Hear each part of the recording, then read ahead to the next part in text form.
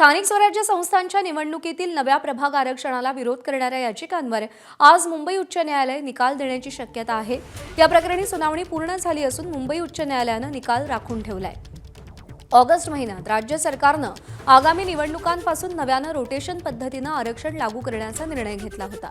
मात्र जुन्याच रोटेशन पद्धतीनं आरक्षण सुरू ठेवण्यासाठी राज्यभरातून मुंबई उच्च न्यायालयात याचिका दाखल करण्यात आल्या होत्या।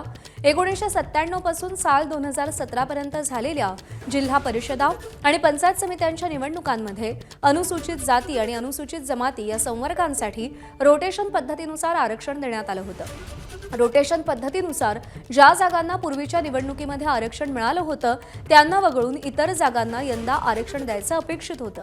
मात्र यंदा नव्यानं रोटेशन पद्धत लागू करण्यात आल्यानं यापूर्वी ज्या जागा आरक्षित होत्या त्याच पुन्हा आरक्षित झाल्यानं रोटेशन पद्धतीच्या आरक्षणाचं उल्लंघन झाल्याचा दावा करत मुंबई उच्च न्यायालयात सरकारच्या निर्णयाला आव्हान देण्यात आलंय।